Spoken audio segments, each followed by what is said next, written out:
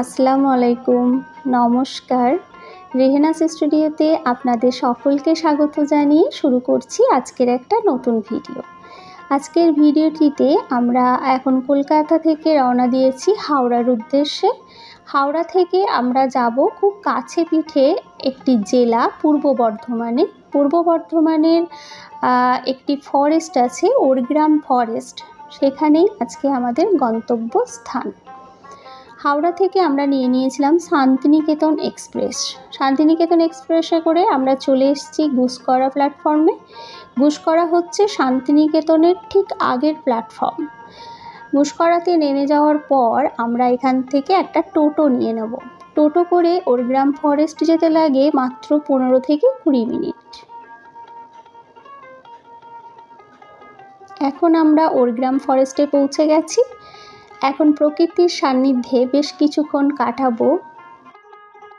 ফরেস্টের মধ্যে রয়েছে বিভিন্ন রকমের গাছ এবং তার সঙ্গে শোনা যাচ্ছে পাখিদের কলতান।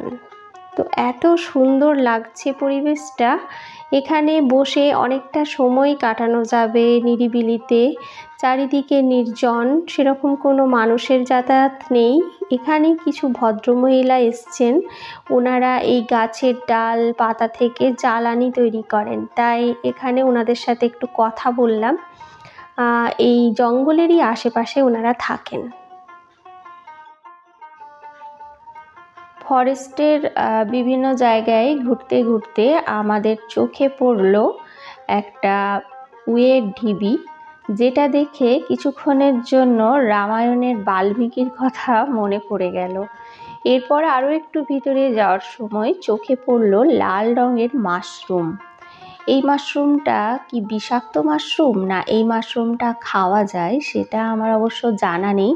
আপনারা যদি কেউ জেনে থাকেন যে মাশরুমটা কি প্রজাতির, খাওয়া যায় কিনা বা বিষাক্ত কিনা, আমাকে অবশ্যই কমেন্ট বক্সে লিখে জানাবেন।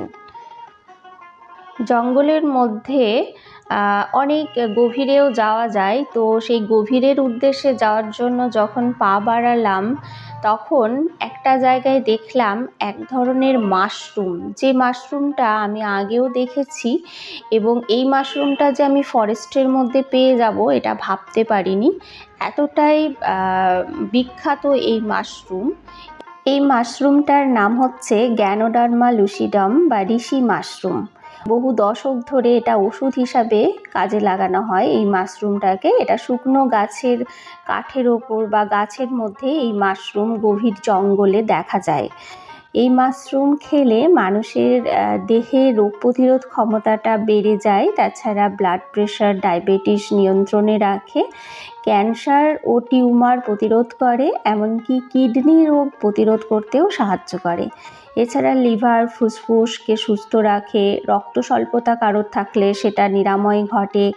এমনকি এই মাশরুম খাওয়ার ফলে হার্টের সমস্যা দূর হয়, শরীরে রক্ত সঞ্চালন বৃদ্ধি করে, শরীরের যে টক্সিন থাকে সেই টক্সিনটাকে দূর করতেও সাহায্য করে এই মাশরুম। অনেক রকমের গুণাগুণ আছে এই মাশরুমের মধ্যে।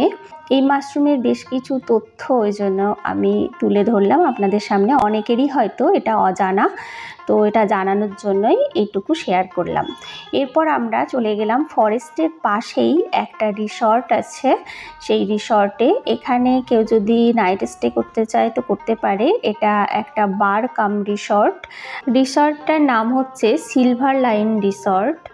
এখানে নাইট স্টেও করা যায়। খুবই ভালো এই রিসর্টটা এবং খুব সাজানো গোছানো, খুব ভালো লাগলো। আমরা কিছুক্ষণের জন্য এখানে ছিলাম এবং খাওয়া দাওয়া করলাম, তারপর বাড়ির উদ্দেশ্যে রওনা দিলাম।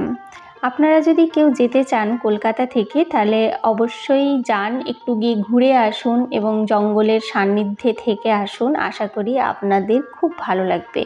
আপনারা কেউ কলকাতা থেকে যেতে চাইলে কলকাতা থেকে বর্ধমান যাওয়ার যে কোনো ট্রেনে আপনারা বর্ধমান যেতে পারেন। বর্ধমান থেকে আপনারা গাড়ি বা বাস পেয়ে যেতে পারেন ওরগ্রামের যাওয়ার জন্য। ওরগ্রাম ফরেস্ট যেতে চাইলে আপনারা গুসকরা স্টেশন থেকেও যেতে পারেন, গুসকরা প্ল্যাটফর্মে নেমে, এবং ওখান থেকে টোটো ধরে যেতে পারেন। এবং গুসকরাতে থাকারও জায়গা আছে, ওখানেও অনেক হোটেল আছে। তো আপনারা যদি চান তাহলে গিয়ে একটু ঘুরে আসতে পারেন, আশা করি খুব ভালো লাগবে। আমার ভিডিও আপনাদের কেমন লাগলো সেটা আমাকে অবশ্যই কমেন্ট বক্সে লিখে জানাবেন। আজ তাহলে আসি, সকলে ভালো থাকবেন, সুস্থ থাকবেন।